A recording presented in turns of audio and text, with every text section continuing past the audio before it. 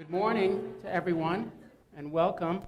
My name is Jim Pello, and I'm the CEO and President of Council on International Educational Exchange, better known as CIEE. And it's my distinct pleasure to welcome you here to our global headquarters at 304th Street for the 4th Annual Justice for Women Lecture Series. And I'm pleased to share with you that in addition to this large group that we have sitting here on the second floor, we also have over 200 CIEE staff, students, alumni, and friends in 25 countries that are streaming live right now. There are some students, Ruchira, in class, and they're expecting a pop quiz at the end of this. So we want to make sure that we stay on time, which is tough for me to do. So I want to welcome everyone, and I also want to note what a tribute it is and a privilege to us to host this for the 4th year in a row. The lecture series began, the Justice for Women Lecture Series, which is now housed at the University of Maine School of Law, started in 2011, and each year its goal is to invite an internationally well-known and well-recognized advocate for girls' and women's rights to come to Portland and share with us their stories and their accomplishments in hopes of stimulating us and motivating us. This program was created by Maine native Catherine Lee, who you'll meet in just a moment. Catherine is an attorney by trade, but was influenced as a high school student when she traveled abroad to Brazil for a full year. That was a few years ago, back in the day, to Brazil. She spent most of her year working on issues around climate change, but she's devoted and committed to the idea that we can learn from women leaders from around the world. And all of us at CIEE share Kathy's vision, and we're honored to be one of the founding sponsors of the Justice for Women Lecture Series. Over the past 4 years, we've had the privilege of hosting in this very room women from Botswana, Liberia, Afghanistan, and today, India. Some of you were with us for each of those years. You'll remember Honorable Unity Dow, who joined us in 2011 and shared her views of the importance of human rights and changing laws to protect those that can't protect themselves. In 2012, you'll remember Lema Bowie, the Nobel Peace Prize laureate, was with us to share her story of how she used the power of individual action and nonviolent resistance to change the civil war issue in Liberia. And last year, we were with Dr. Seema Samar on the eve of the presidential elections in Afghanistan. And she shared with us her stories of overcoming barriers in Afghanistan to educate and empower young girls. So today we welcome Ruchira Gupta, who also is an incredible change agent, and she'll be telling us her story of how she changes lives in India shortly. But before I turn the podium over to Kathy to introduce Ruchira, I want to share with you and introduce a few special guests and explain why we think they're special and why we're delighted to have them with us today. All of you from CIEE know our mission. It's to create opportunities that bring people together from different cultures and different communities in different countries. And in some ways that's very simple, and in other ways very complex. At times, to advance that mission, we often partner with other like-minded organizations. Several years ago, when we began working with Justice for Women, we also began working with an organization called Girl Rising. They're known best for producing the film Girl Rising, which presents the stories of 9 young girls in 9 countries. And it demonstrates the importance of educating girls from developing nations. In fact, it makes a very strong argument that the #1 return on investment we can all make is to educate young girls from developing nations. It's a mission that's consistent with our mission and consistent with Justice for Women Lecture Series. And so today I'm pleased to share 2 things. First, in the last few years, thanks to CIEE's network, we've had 500 screenings of Girl Rising in over 70 countries. So I want everyone to please give yourselves a round of applause for that, because I know a lot of you helped with that. I'm even more pleased to share with you that today, joining us is the very talented senior producer of the film Girl Rising, who traveled up to see us from New York City. And I think when she put the date in her calendar, she didn't think it was going to be 14 degrees and negative wind chill. But Casey, I promise, it warms up really soon. Tomorrow is spring. We should have warm weather tomorrow. Please join me in welcoming and thanking Casey Jennings.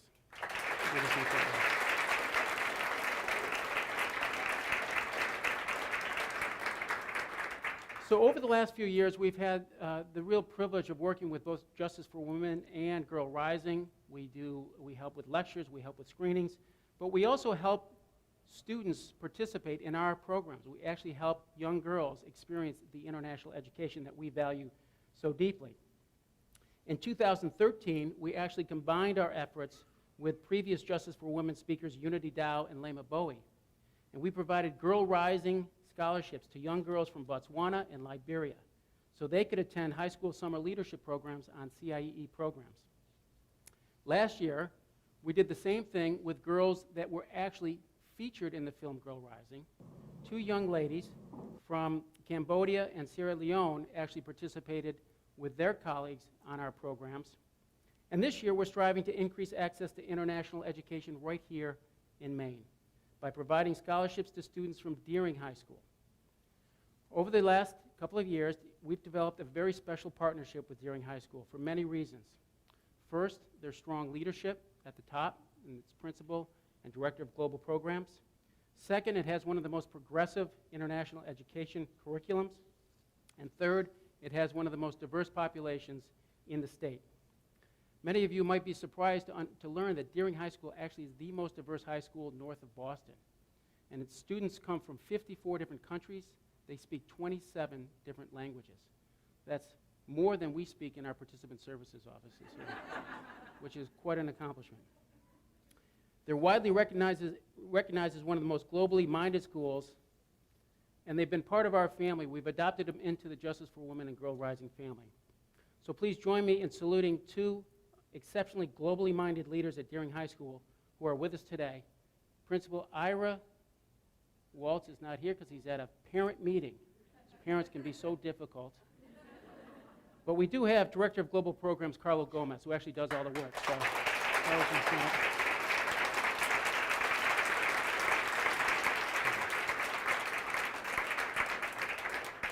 now, to support their commitment, we've decided that we're going to invest in a series of scholarships for Deering High School students this year.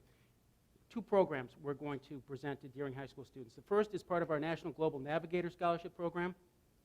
So several Deering students will receive scholarships this month to study abroad this summer in one of our 16 international locations where they will study language, culture, leadership, and service.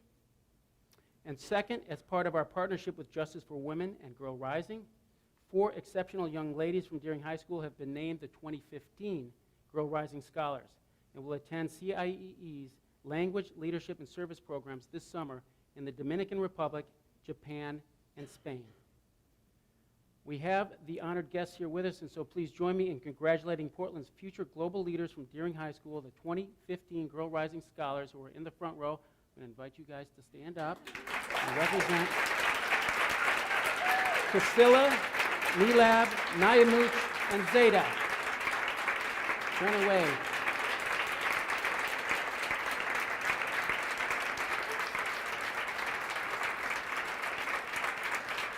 Thank you. Ladies, your CIE program doesn't start till the summer, but I think your first lesson is about to begin right here today. It's my pleasure now to welcome to the podium Kathy Lee, who will really kick the program off. She's the founder, she's the heart and soul of the Justice for Women lecture series, and she's going to give us a special introduction of our speaker today. Thank you very much.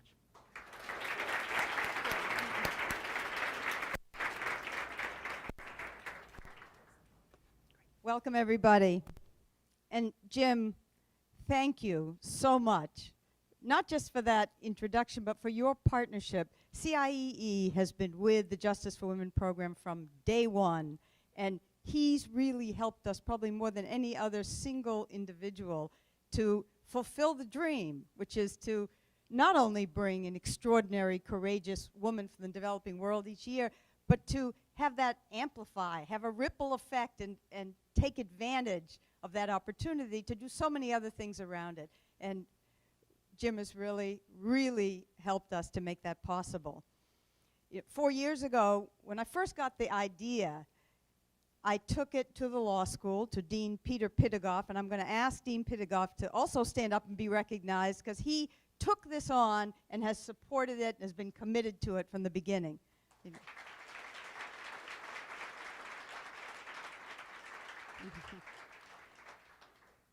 Dean Pittigoff, after 10 years of service to the law school, is going to step down as dean, stay on as a teacher, but step down as dean. And we now have with us the dean designate, Danielle Conway, who has been following Ruchira around this week and has already shown her commitment and excitement. Let me ask you to welcome Danielle Conway, who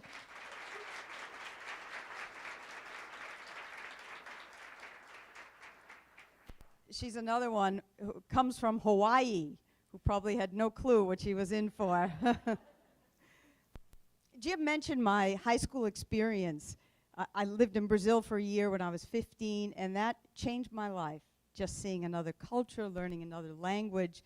And I've been traveling the world ever since. My climate change work takes me often to Southern Africa, but to other parts of the world. And as I started to think about what can I do in Maine that would have value to people here. Most people don't get the opportunity to participate in a CIEE exchange program, to do what I did. So I thought, let me bring some of those amazing women I've been meeting from the developing world to Maine and let them talk about what they do. And we can learn that everybody can be an activist. Everybody can bring change in their own environment. So it's so important to do that. So it's very exciting to be able to bring these women and see the response. There's so much interest.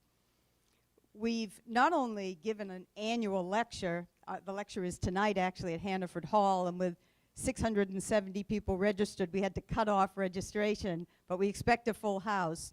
But we have a lot of community engagement with organizations like CIEE, with high schools, with colleges, with new Mainers. We've been this trip to Deering, to Colby, to Bates, to Hardy Girls, Healthy Women in Waterville. We met with judges. Ruchira ran a program for about 90 people in Portland, Greater Portland, who work in law enforcement to fight trafficking here in Maine. The goal is to create the opportunities for as many Mainers as possible to meet and get to know some of the amazing, courageous women from the developing world. We have a lot to learn from them. As I get to the introduction for Ruchira, I want to say my sister Beth and her daughter Eliza are here from New York City to meet Ruchira. And after spending 4 days with her, I feel like I've gained another sister. We're fortunate to have Ruchira with us this week. She started her career as a reporter, as a journalist, and she was in Nepal investigating some other issue, some other event. And as she went from rural village to rural village, these villages with no water, no electricity, really remote, she started to notice that there are no girls and no young women. And she eventually started asking the men who are hanging out, playing cards, talking, drinking tea, where are your girls? Where are the women? And they told her they're in Bombay, which was 1,400 kilometers from this remote village. And she came across, just stumbled across, the sex trade and felt at that point she needed to investigate that. So she made a film called The Selling of Innocence. You can see a clip of it on YouTube about this sex trafficking that she stumbled across. She won an Emmy for that film 18 years ago and decided journalism was too limiting for her. She needed to do something about this horrible scourge that she was discovering, and went on to found APNIAP, her organization, which is a grassroots organization to end human trafficking and increase choices for at-risk girls and women. But not only does she do that, she's fought for decades to highlight the link between trafficking and prostitution laws and to lobby policymakers to shift the blame from the victims, the prostituted women, to the men, the demand, to try to address the demand in order to eliminate the problem. She works in red light districts, in and around brothels, which is a nice word for whorehouses. It's dangerous. She's had a knife pulled on her. She can tell you more about the dangers that she faces daily in order to do this work. but she cares so deeply about rescuing these girls. And as you'll see from the clip we're going to show you, one girl at a time. Today, APNIAP, whose name translates to self-empowerment, is helping more than 20,000 girls and women in India. She's here to tell us about her work, about the horrors of sex trafficking in India and other countries, including the US, and right here in Maine. She spent this week meeting with people in Maine who are either victims, who work in law enforcement or social services, trying to help the girls and women in Maine who have been trapped in prostitution. She's been talking this week to so many people connected in one way or another to fighting sex trafficking in Maine. And she's helping us to have those conversations, which have been under the rug or not existing until she came here to help us shine a light on it. So I'm going to ask you to welcome Ruchira, and then we're going to show a clip, and then she's going to come up and talk to you. So join me in welcoming Ruchira Gupta.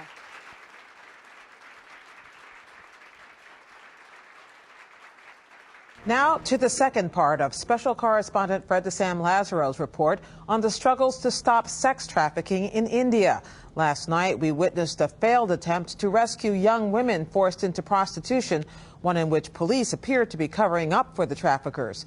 In tonight's report, Fred follows another rescue attempt, one with a very different outcome. His story is part of our Agents for Change series.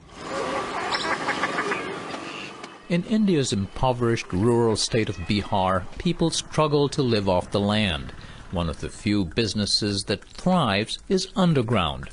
This is one of the epicenters in the world for human trafficking. Little girls are trafficked into prostitution. They are put on buses and trucks and taken to the big brothels of Bombay, Delhi and Calcutta, but sometimes closer by. Ruchira Gupta and the human rights group she founded, Apne Aap, or On Our Own, is working to change the tradition of lower caste women being channeled into the sex trade. The group sued authorities to provide schooling for girls rescued from brothels, and it runs a shelter for the women and their daughters. But first, Apne Aap has to work with the police to free the women. So here is the law. We've printed it out for you. And that means explaining a new law the group helped get passed. It punishes traffickers and not those who were prostituted. We have to arrest the trafficker. Sometimes that task is not easy. The police is part of our society, and if the entire society believes that a girl is of less value, a low caste girl is of even less value, so unless their mindset changes, they don't even try to impose the law because they think this is not a crime. Just the previous night, we followed an Apne Aap team hoping to rescue a young woman from a brothel. The raid failed, possibly because the police tipped off the traffickers. Ruchira, what's going on? I think the girl has been spirited away. We were kept waiting at the police station for 2 hours by local police officers who must have informed the traffickers here that we were on our way to rescue them. In this morning's raid, the exact location was kept secret from the police until the last moment. Still, rumors of a raid had spread and brothels cleared out. But Fatima Khatun, an Apne Aap staffer who grew up and still lives in the red light district, is a key source of intelligence. She led the search to a home where she said a girl was hidden.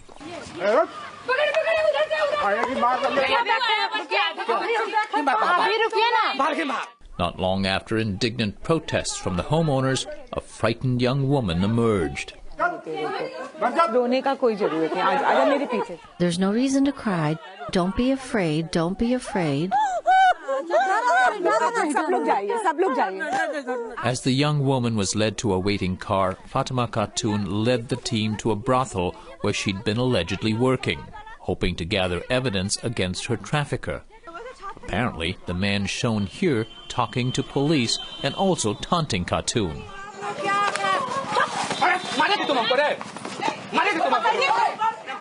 A loud and physical altercation ensued before he was put into the police paddy wagon to cool down at Gupta's insistence. He was following us to try to talk the police out of it. And then he started abusing Fatima to provoke her not to go there by calling her all kinds of names, from whore to all kinds of things. Provoking her so that she would hit him and then he could hit her back. He's trying to stop us from going to the brothel.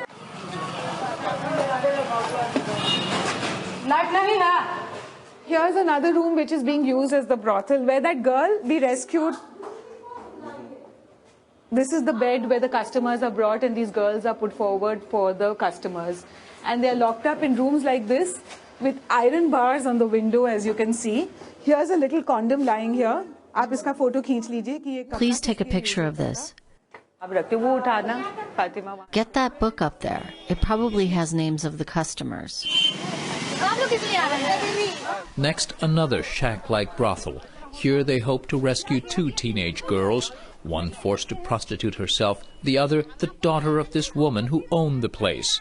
Gupta says it's not uncommon for women to be involved in the business of trafficking. Many were themselves trafficked when they were young. Ruchira, what's happening right now? She says those girls are in school. So I'm saying, fine, take us to the school, we'll go and meet the girls. We'll meet the principal, we'll meet the girls. So she's refusing to go there. On what grounds? Saying that I'll bring her at 4 o'clock to the office, which of course she won't, but she won't take us. So where do things stand then?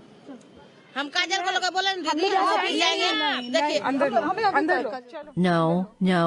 Take her in. Let's go. They are arresting her? Please turn the camera off. We were asked to get out of the way because we were causing interference with the process of arresting the alleged trafficker. It appears to be happening right behind me. The threat of going to jail seemed to cause the woman to relent. She was let out of the police vehicle just as I began talking to Gupta. Suddenly, a new development. The girl is suddenly found, who she said was in school. So let's go and see what's going on. It was the 14-year-old daughter of the brothel owner. Until recently, she had been enrolled in school and even lived in the Apne-Aap shelter. But she was pulled out after 7th grade, being prepared, Gupta said, to go into the sex trade, a common tradition here passed from mother to daughter. Negotiations resumed with the chastened brothel keeper and her son, who in another common practice works as a pimp. Do you want to be a pimp? No, ma'am. So why are you doing this? You're preparing a 14-year-old to prostitute herself. You have another girl in the back, Sampatia, that you've enslaved. Have you no shame? And what's the use of you crying? Sampatia cries every day when customers come and rape her. Sampatia, the girl being prostituted, would not be produced on this day. But Gupta was able to negotiate a deal for the daughter, 1 more year in school. Chunni has agreed that she can study till class 8. I hope the daughter will become stronger, more educated, and she will be able to negotiate with her mother. And we will together make her go on and stay on in school for another 2 years. It's year by year that we negotiate for a child. And even a year of not being raped, a year of not being beaten is great. It's better than a year of being raped and beaten. For the young woman brought back to school and to live in the Apne-Aap shelter, it was hard to see much beyond her immediate fears and turmoil, torn and confused by family loyalty and tradition. Counseling for her is just one of the tasks that lay ahead for the Apne-Aap staff. They'll do the same for the girl rescued earlier this busy day. Her testimony will be key to building the case against her alleged trafficker. In its 12 years, the anti-trafficking group Apne-Aap has managed to successfully prosecute 66 traffickers. But more critically, Gupta says the first 4 alumni of its shelter now hold tickets out of generational prostitution and poverty. They've gone on to enroll in college. This is Fred Sam Lazaro in Bihar, India, for the PBS NewsHour. Fred's reporting is a partnership with the Undertold Stories Project at St. Mary's University of Minnesota.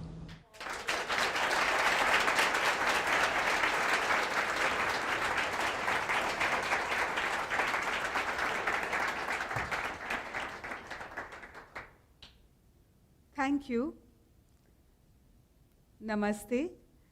I bring to you greetings from the women and girls of Apne, some of whom you saw today in the documentary.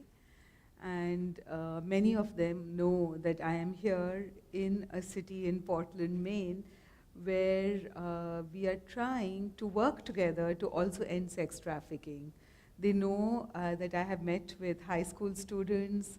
They know that I've met with college students. They know that I've met with law enforcement and survivors, and that it is possible to work across countries and cultures to end what is now a modern form of slavery. So they send you their greetings, and they feel emboldened by the fact that there's a community across oceans and across continents also working to do the same thing. My own journey to work against sex trafficking, as Catherine said, Catherine has invited me here as part of the Justice for Women lecture series, and I'm really pleased to be here as part of that, to follow 3 women who have also brought about change in their countries. Because as Catherine said, that I have realized the value of collaboration and education, and these are the 2 themes that I want to talk about today in the CIEE lecture. My own journey began as a journalist, and I noticed missing girls in villages, ended up making a documentary on the subject to first expose the problem. I won an Emmy for it, but talking to the women inside the brothels of Bombay was a life-changing experience for me, because I had no idea as a journalist, even though I'd covered war and famine and hunger and ethnic conflict, that there could be this kind of deliberate exploitation of one human being by another.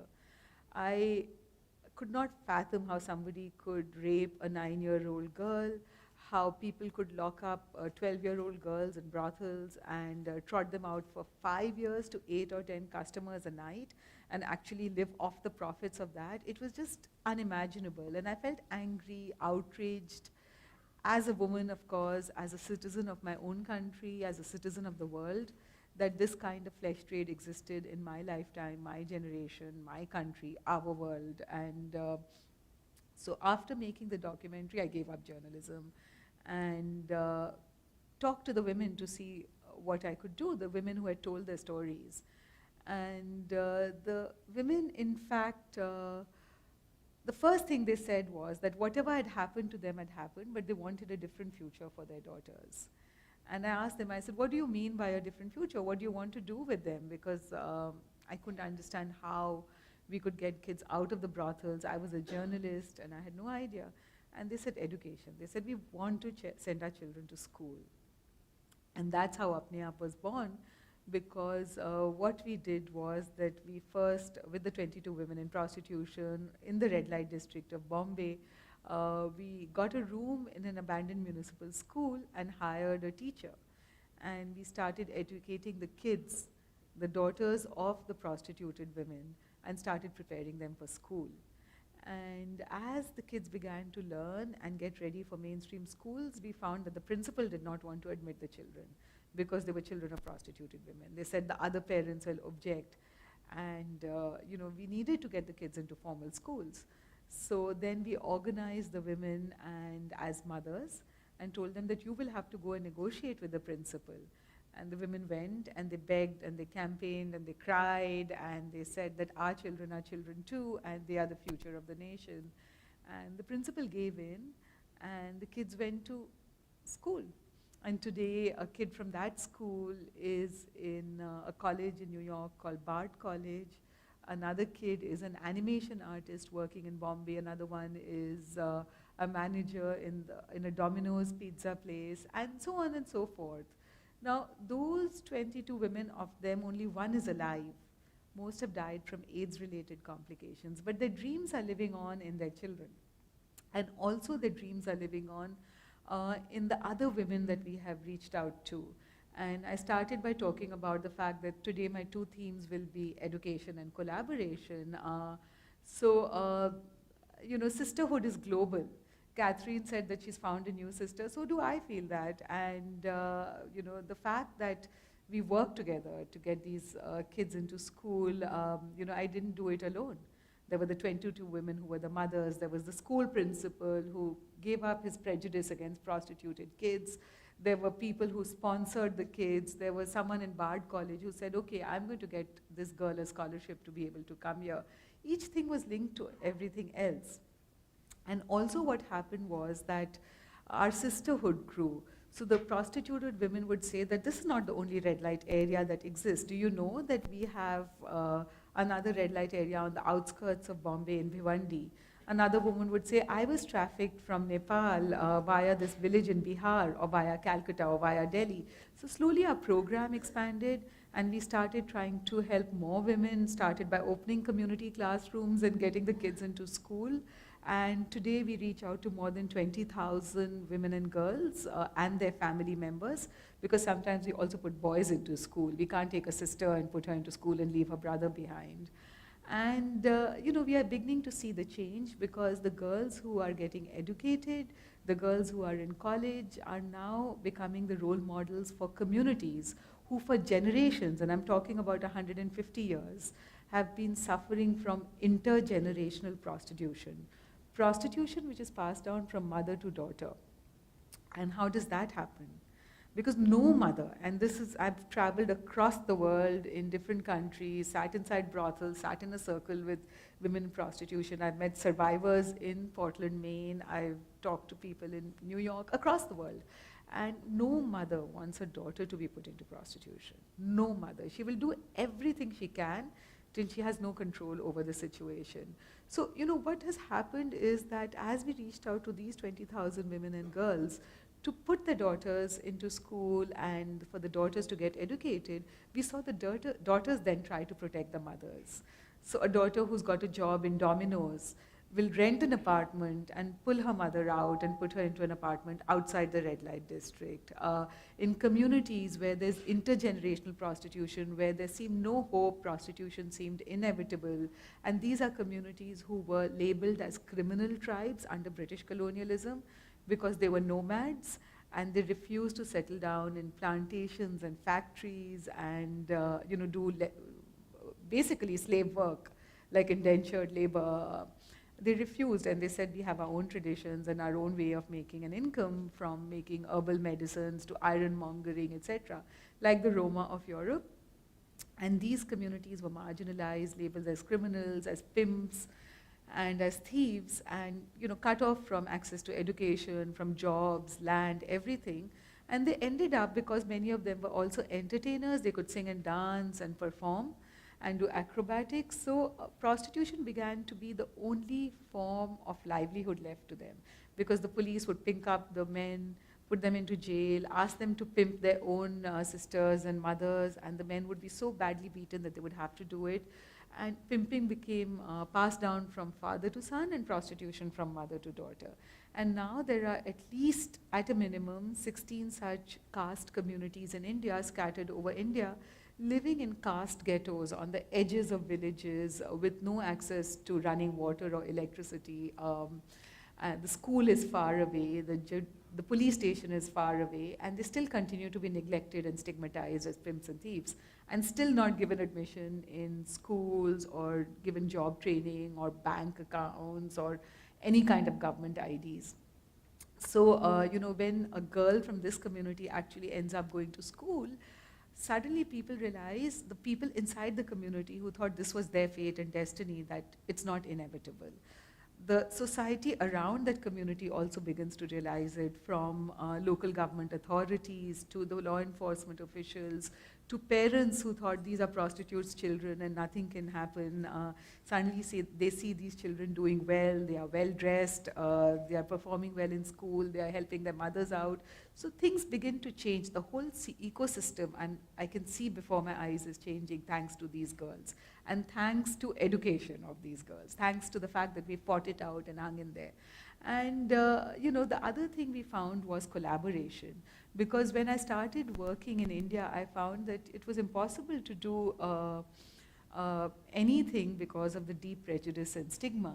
And I thought, okay, then I would go to police commissioners, or I would go to the district magistrate in this in place where I would be starting a small community classroom in a caste ghetto like the kind you saw here, and the district magistrate would say, but these are low caste girls, nothing can be done for them, you know, you can't do it. And I would say, no, I'm going to show you. Or I would go to the police commissioner in Bombay, and he would say that, oh, men will be men, prostitution is as old as the hills, you know, you can't change anything. And I would look at the Indian law, and the Indian law was also based on old British colonial laws, so in which the victim was the one who was picked up for soliciting in a public place, and traffickers had very light fines and sentences against them, and there was no kind of punishment for the Johns at all. So then I began to think, how do we change the law? In India, there was absolute resistance, but luckily, thanks to this documentary that I made called The Selling of Innocence, I was able to reach the Clintons at the White House, and they introduced me to Senator Brownback and Senator Wellstone. And we showed the movie at the United Nations, but also what we were able to do was to create a bipartisan bill to create a law in the US, which also did not have a law on trafficking. And in 2000 or 2002, I can't remember the exact year, I actually went and testified to the US Senate as an Indian citizen, saying it's a global problem, and that led to the passage of the Trafficking Victim Protection Act, which was just reauthorized yesterday. And what that did was that it did two things. It helped this country, of course, victims and survivors in this country, and those who were trafficked here, because they were no longer treated as illegal immigrants, and they began to get services from legal support to health support to housing support. But also what it did was it created a global trafficking in persons inside the State Department, and that office began to fund NGOs abroad to work on the issue of trafficking, but it also began to put pressure on countries abroad to change laws on trafficking. And that helped because, you know, we could say, but the US government is saying so. Also, at the same time, what we did was that we were able to build alliances and friendships and collaborate with NGOs across the world, where I'd shown The Selling of Innocence, sparked off a conversation just like we are doing here. And together we were able to reach out to our own member states, who then put pressure on the United Nations, and as civil society and as governments for global family, we were able to create a UN protocol to end trafficking in persons, especially women and children. And that protocol then became the standard that all countries who were member states of the United Nations could aspire to. And 110 countries, including my own country, then signed the UN protocol. And because they signed the UN protocol, they had to amend the law to meet the standards of the UN protocol. And therefore, while I could not convince them to do it initially, over a period of years, through collaborations with other countries and other UN agencies and other civil society activists and NGOs, we were able to do so. And in that, what we did very, very importantly was that we shifted the blame from the victim to the perpetrator. And how did we do that? We called on countries to address the demand side of human trafficking. And we said that human trafficking is not based on a choice of a girl like the one you saw.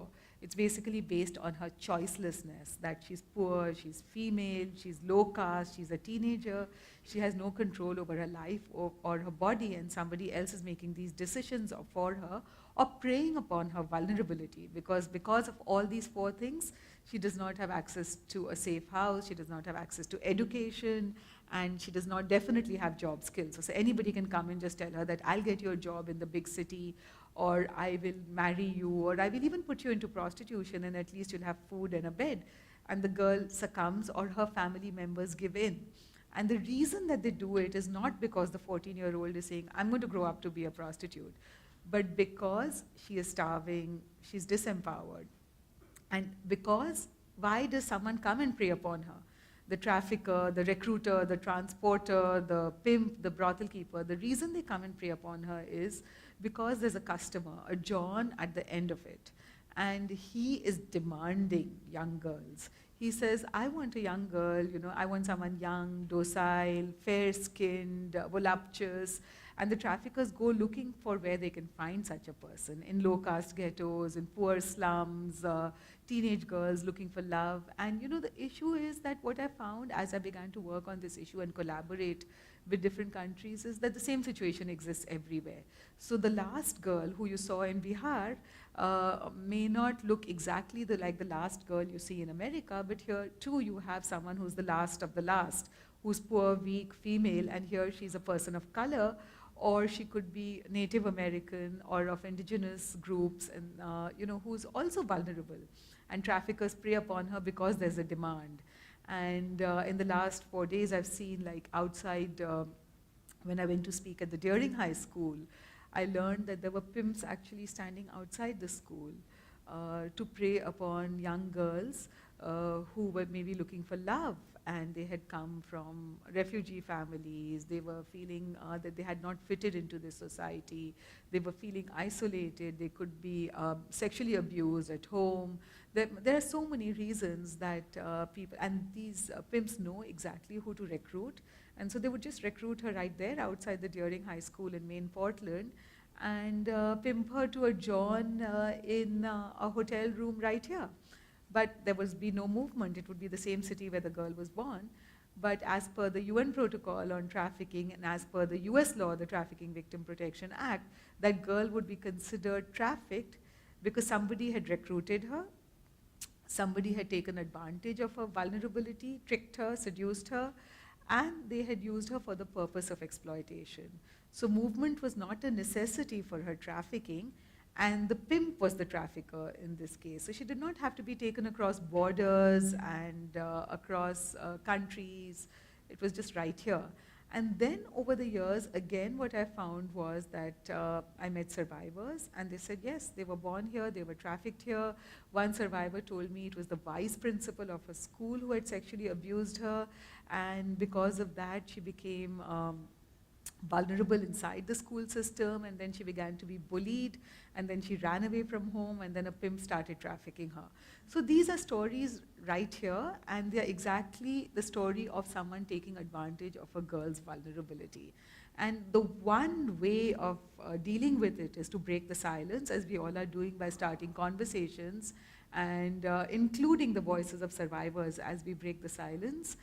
The second way of dealing with it is through collaborations, just as we are doing and just as the Justice for Women series is doing, by bringing people here to talk about the commonalities of our inequalities.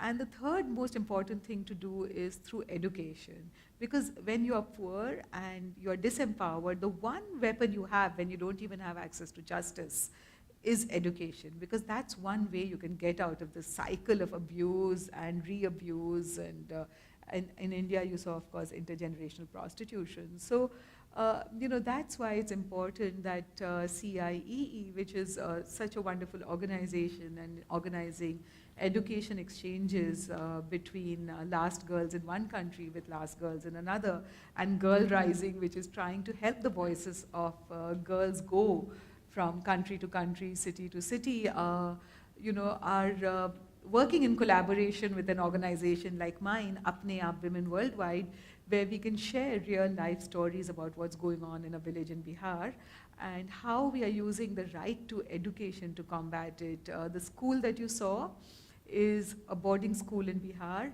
where that girl now is doing well, the girl you saw sitting at the bed on the bed at the end of the documentary, and she wants to rescue 2 more of her friends. And so one girl at a time leads to 20,000 girls, women, and family members, and suddenly it becomes a movement. And Apne Aap Women Worldwide, my NGO, has a very simple approach to ending sex trafficking.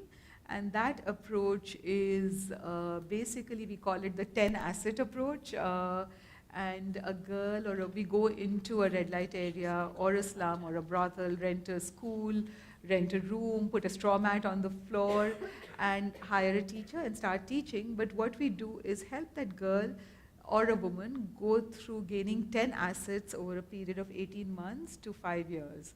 And those 10 assets range from a safe space to education, to self-confidence, to political and campaign skills, to government IDs, to government subsidies like food coupons, housing vouchers, to legal skills about how to file a police complaint, to testify in court, and bank accounts, job skills, and friendship networks, coming back to collaborations.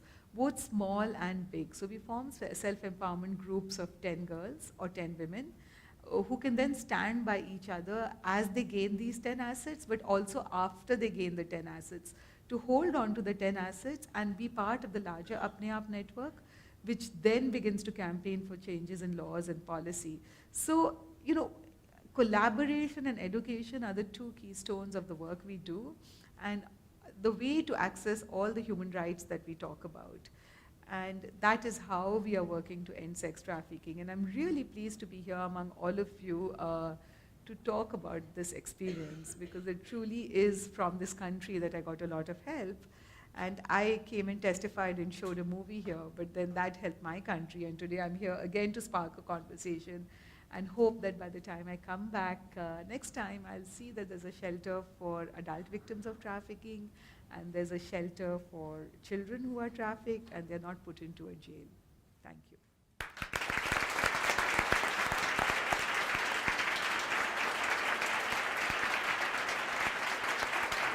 You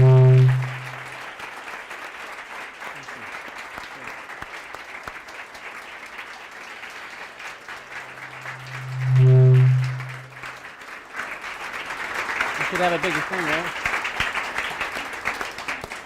What a story. Thank you very much. We have time for questions from anyone in the audience, or storytelling or sharing, anything at all, please. Yes, if you could just maybe stand and share your name, and there we go. Thank you very much. Hi, my name is Beth. For full disclosure, I'm Kathy Lee's sister. And you're Ruchira's sister. Now you are. Now I'm Ruchira's sister.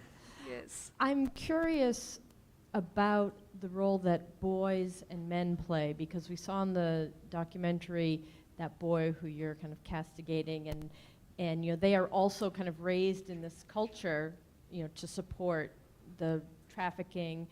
And also when you mentioned, you know, these girls will have a brother, and so you'll take them too. So I'm just curious what that, can you say a little bit about that impact?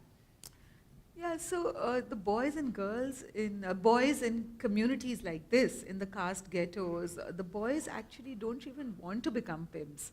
And there have been boys who have run away from home just because they were being socialized into becoming pimps. And there have been fathers who were beaten up by upper caste gangs when Apne Aap organized the entire community to say no to prostitution. And when the upper caste gangs heard that these people had pledged not to put their daughters into prostitution, they showed up like in broad daylight at 6 in the evening and kidnapped one of our members, a woman, raped her 20-25 times and held her hostage. And they chopped off the ear of the father, saying that, how dare you as a low caste man decide to let your daughter go? And so the community began to demand that a police station be very close to where they were to protect them when such things happened. And that was one of our big campaigns, successful campaigns, to get a police protection for that community. But, you know, so sometimes these men are also trapped in the hierarchies of caste and class, and they don't really know. But on the other hand, there are men who are completely desensitized growing up in these communities, who think this is normal, and they also, you know, become lazy, they don't want to get a job, and they will let their daughters go into prostitution. There are brothers who we have been putting into school who have actually decided to challenge their own fathers. And just like the girls are standing up to saying we don't want to be prostituted, now there are boys who are saying that, you know, this is not for us. You know, we don't want to become pimps. We would rather be even auto rickshaw drivers or anything, any other kind of job that we can get. And they are our best allies. For example, we have a brother of a prostituted woman who's on our staff. And he's one of our principal investigators against the traffickers embedded inside these communities and exposed so many trafficking rings that we've got 66 traffickers into jail now. And he was stabbed once for testifying against a trafficker. He faces risk and danger, but he continues. And he was educated by his elder sister who had been prostituted in a boarding school. And you know, she told him, one day you have to stand up for girls like us. And he joined Apne Aap, and he's doing exactly that. So we have a combination of both kinds of people, and it's always a tug of war, as you saw. So this boy was kind of ashamed because he had been in our program, dropped out, his mother's an alcoholic, and the mother is now, she herself was trafficked, and then she started using drugs and alcohol to survive. And now she's so dependent on the drugs and alcohol that she's forced her son to become a pimp. She was about to put her daughter into prostitution. So, you know, so they know what they're doing is wrong. They're ashamed, and yet they give in. Right here, and then we'll do the second one here. Hi, it's Eileen. Gosh, I have a lot of questions. But you talked about mothers who had been trafficked, and these seem to be very young girls. What happens? How do they get out of this? Do they get to a certain age when they're no longer wanted, and then what happens? And can you talk about that kind of part of it? The other question that I had related to, is it all social and economic classes all across the world? You talk about low caste, and I guess there's low caste and high caste in India, but does it happen in high caste as well? So I'll quit. To answer the second question first, across the world I've found that the majority of the trafficked are people who are underprivileged and marginalized. So according to the United Nations Office of Drugs and Crime, of the 27 million enslaved people in the world, more than 70% are women and girls, because women and girls are, of course, more unequal compared to men. The majority of the trafficked are poor. The majority of the trafficked are as teenagers. And in India, of course, they are low caste. I've never met an upper caste woman who was trafficked in India. In the United States, the other country where I work in a lot, I've met mostly people of color, black, Native American. In South Africa and other African countries, I've seen also indigenous groups more likely to be trafficked. So definitely the more marginalized groups are disproportionately affected by trafficking. And so it is a socioeconomic issue. But on the other hand, the demand is always formed by men. You know, I've not met female customers, female Johns anywhere. And also that the people who buy sex, they are normally both blue collar and white collar. They are educated and illiterate. They are people, men, married men, unmarried men. They are people living with their families while going out and buying sex. So it's you know, you can't really categorize that this kind of a man is more likely to buy a girl. But also what we found is some correlation to a few things among those who buy sex. And one is that they are a minority of men. Not all men buy sex, but they are repeat offenders because they become addicts for this kind of sex, which is sex with violence, sex with domination. And they have been influenced by pornography as teenagers. And you know, very often they begin to want sex with violence. Research is showing more and more, because that's what they saw on you know, small porn clips where a woman is being, that was their first encounter with sex. As 12-year-olds when doing homework and they were surfing the net and some cartoon character popped up and said, want to have fun with me, and 2 clicks later, they began to find that you know, she's being penetrated into every part of her body. She's crying and she's saying, give me more.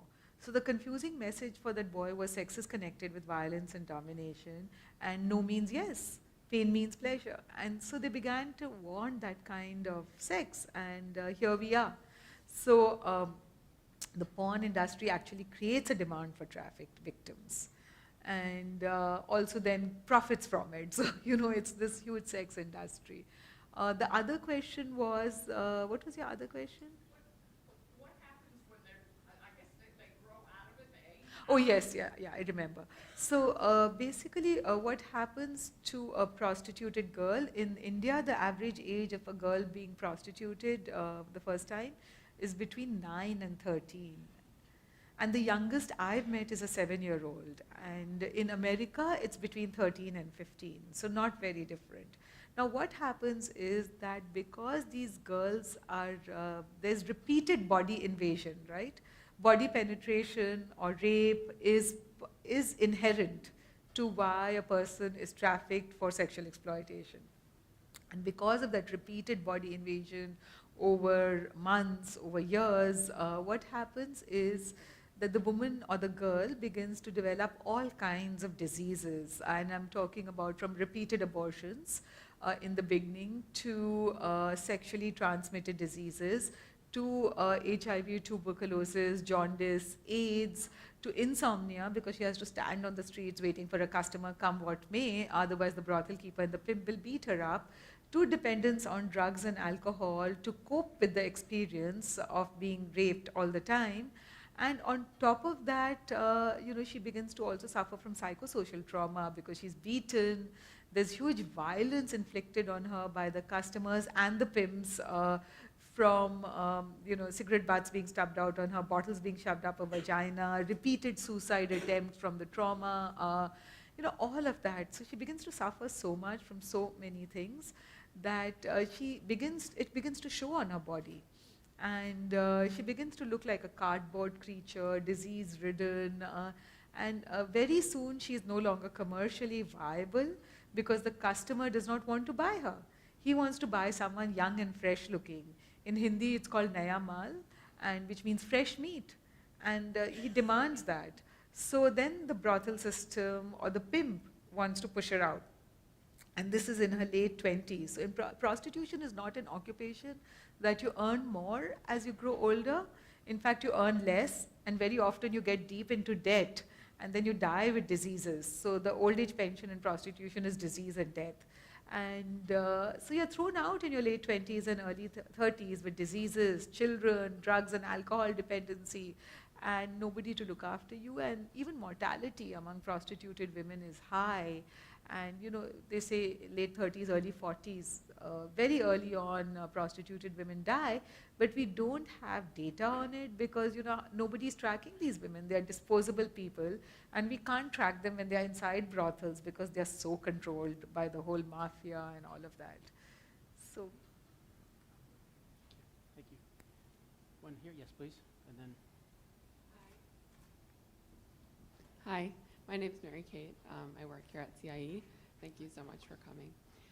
I had a question about if there's any prevention campaigns going on before trafficking even happens. I don't know if that's possible or if you think that would be effective, or maybe it would pertain more to the girls who were maybe promised a high-paying job or tricked into it. Yes, lots of prevention work. In fact, my own NGO, Apne Aap Women Worldwide's 80% of our work is prevention, because as I was explaining, it's, how much can you do after a person is so used and abused? You can only help her live with dignity for the remaining days that she has left and protect her children. But prevention-wise, we use education as a way to prevent. So for example, we fought over that girl and put her into a boarding school. So we try to go earlier and earlier, and the mothers are our allies, to put girls into school who are from these at-risk communities. So we actually identify and map where at-risk communities are and go in there and start first with a community classroom. Then we try to adopt a school which is sort of there, but nobody is using it properly, and use that as a safe space to bridge the girl into safety and, of course, skills and all of that. So that is a very, very important part of Apne Aap's work, is prevention. And the other part of prevention, and I truly believe this, that the root cause of trafficking is the demand. It's men who want to buy sex who are driving the industry. And so the other part of our campaign prevention work is actually to get Johns and traffickers into jail. First time Johns is fines and education programs, but for repeat offenders, stricter punishment. And traffickers, of course, now we've managed to change the law in India to get up to 14 years.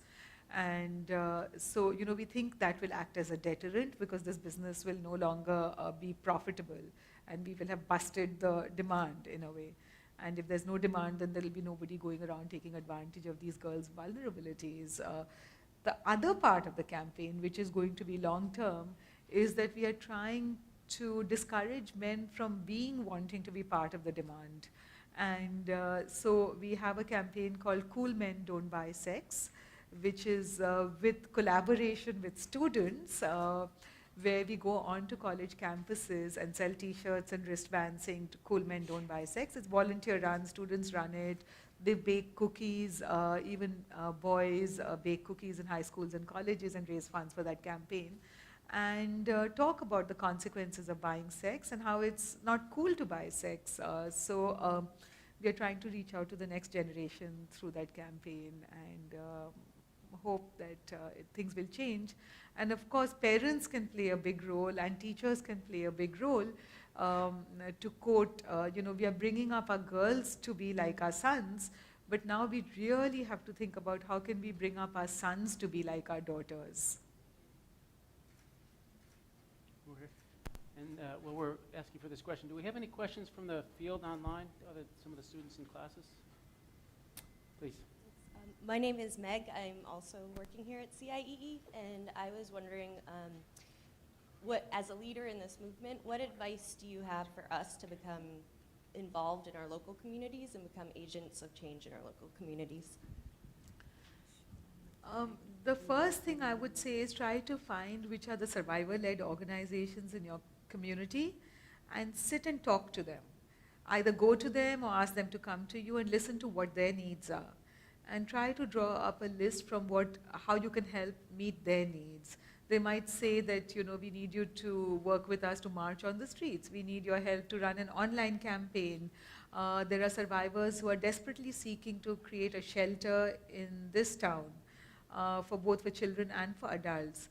Can students help them to create online campaigns and letter writing campaigns to your governor, to your senators, congress people, to give the budgets to run those campaigns? Can law students help them frame what the shelter looks like by looking at best practices from other places? So, there's a great need here, and survivors can give you the answers to that about what you can do specifically. But, you can do a lot of things. My name is Ira Waltz, and I'm proud to say that I'm principal at Deering High School. And I want to thank CIEE for the 4 Girl Rising Scholars that I have here with me today. So my question is, as they're about to embark on a journey, what advice would you give them to make a difference? I know you must be traveling abroad, right? So one of the things is that don't go with a patronizing attitude that whatever you've learned here and whatever your culture is the best.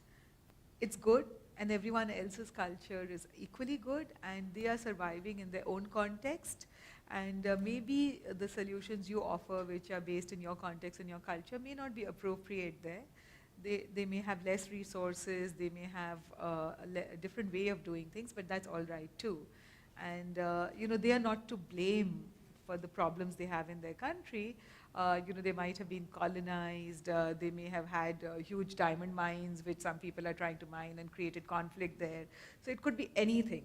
And so do not judge, but go to learn and to support and collaborate. And the most important thing to do is to listen. Because what happens is people tend to talk and they refuse to listen. And it's very important to sit in a circle at the level of the people you're going to and to listen. Very, very important, because you will get very few opportunities to listen to the other. It's your growing journey. You're not, and then try to help after you've listened. But try to help on equal terms. Good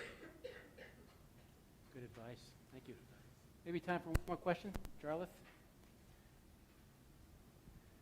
And then we're going to have the great pleasure of having, we're going to break bread with the future global leaders here, so we'll have another chance to give some advice. Jarlath. Hi, Jarlath Ngucken, working enrollment here at CIEE.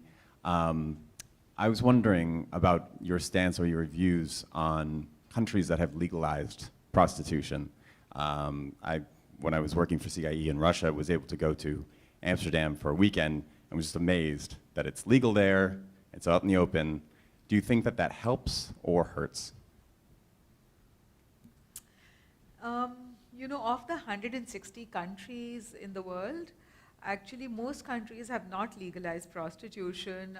There is only few cities and 2 countries which have legalized prostitution. So New Zealand and Germany are the only 2 countries which have legalized prostitution. And the cities which have legalized prostitution are Amsterdam inside Holland, and Nevada in Los Angeles, yeah, I think Bonn in Germany.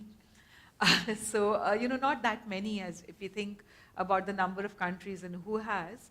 And many of these cities which have legalized prostitution have found that it has increased trafficking to those cities and to those countries, because what has happened is that it's created a sort of a localized industry, and traffickers know where to come and sell girls, and Johns know where to come and buy girls. And so it has not improved the status of women. And for example, if you go in Amsterdam, you will see that there are North African and Eastern European girls in the windows of the brothels. They're not Dutch girls. So it's actually increased trafficking. And in terms of whether it has improved the status of women, because I guess that's why these countries might have done it, was to improve the status of women. It has not improved the status of women, because what it has done is normalize sexual violence to all women. So it has, for example, there's research in Nevada which has shown that there's more domestic violence there than in cities where there is no legalized prostitution. Because the men who are buying the girls begin to believe everyone's a commodity, and they come home and they beat their wives too. And so that is one very dangerous outcome of this. In India, for example, there was a huge rape done on a bus, very brutal rape with rods and objects and all of that on 16 December, just 2 years ago. And recently a documentary was made called India's Daughters, and in which the rapist says that he was actually going out with his 3 friends to GB Road to enjoy themselves. And then along came this girl in the evening. She was with a man who was not married to her. She was out at night. So they just shifted from going to the brothel district to raping her. Because in their heads, their mindset was all these women are prostituted women, and they had normalized the rape of girls. So when you normalize the rape of one set of women who are poor and low caste, actually you begin to create a culture where you normalize the rape of all women. So this is a very dangerous thing. Also inside prostitution, because the other thing was that maybe legalizing of prostitution will help prostituted women by regulating the industry, it will protect them. But again, what research has shown is that even the violence against them increases. Because the customers are buying domination and the customers are buying sex with violence. So in a city like Victoria, Alberta in Australia, research has shown that the legal brothels have had to remove even pillows from the brothels, because by the time the prostituted woman can press a button to call a bouncer, the customers try to snuff her out with the pillow. And so the CCTV cameras, the bouncers and all don't really help the women. Ultimately, the woman has to be alone with the client or the John, and body penetration is inherent to it, so she has to be intimate with him, and he is violent with her. There are anecdote after anecdote, story after story of the women I've met everywhere in the world. They talk about cigarette butts being stubbed out on them, bottles being shoved up their vagina, them being beaten, rods thrust up them. And many of them have so internalized the violence, they don't even know it's violence. So, for example, when I was researching in a little caste ghetto outside Delhi, I asked the women, I said, have you faced any violence? And they said, no. I was really surprised and asked them, I said, you mean nobody beats you? Oh, all the time they slap us. I said, so are you, any objects used? Yeah, rods. One person was murdered. I said, any fractures? At least 2 a month in a community of 70 or so women. But I said, but that is violence. And they said, no, we thought it wasn't because he paid for it. So what happens is both the Johns begin to think it's all right to do anything if they pay for it, and the women think. So, legalization of prostitution doesn't help the women in prostitution, doesn't help the women outside prostitution. It doesn't help men, because it changes their mindset, and all it does is creates a false notion of ethical demand, that, yeah, it's fine, it's legal, I can buy it, she's looked after with a CCTV camera. It doesn't do anything for anybody, and in fact, it just devalues all of us and lowers the nature of livelihood that we as women want for ourselves. Do we want something which is inherently exploitative? That is the point, because it's not like other sweatshop work. there is body invasion in prostitution, which cannot be legislated away. Thank you, everyone. I'm going to invite Kathy Lee to take this stage and have grab a microphone and say a few closing remarks and then wrap it up for us. Okay, Kathy? Thank you very much. Thank you. It was less than a year ago when we realized that Ruchira was a possibility to bring to Maine, and then we asked her and she agreed, that I started to learn about this whole phenomenon. And like so many people that we've encountered in the last 4 days, my first reaction was, well, yeah, Thailand, Vietnam, India, that's where this goes on, not here, in my own community. And we found, although we're only now, with Ruchira's help, beginning to talk about it, that it is here. It's everywhere. And she's helped us enormously to start the conversation about what's going on here, about the fact that there isn't a single place for women and girls who want to leave prostitution to go that's safe. Not a single shelter, nowhere, which is one of the first problems. And the fact that people don't talk about it. So she's helped us to bust this open and start the conversation. So I want you to join me in thanking her for being here today and for helping us as a community.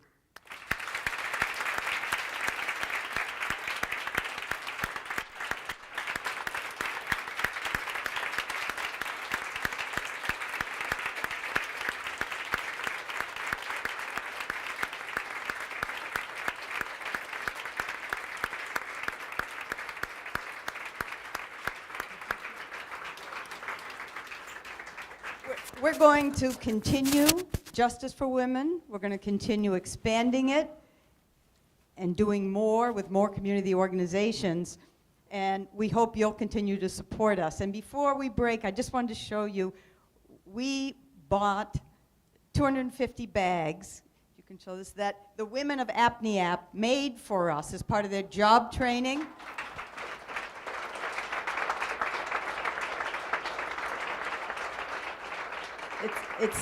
It says, Justice for Women, bringing global voices to the people of Maine. And we're selling these. 100% of the proceeds goes towards our causes. But pick one up on your way out. Thank you.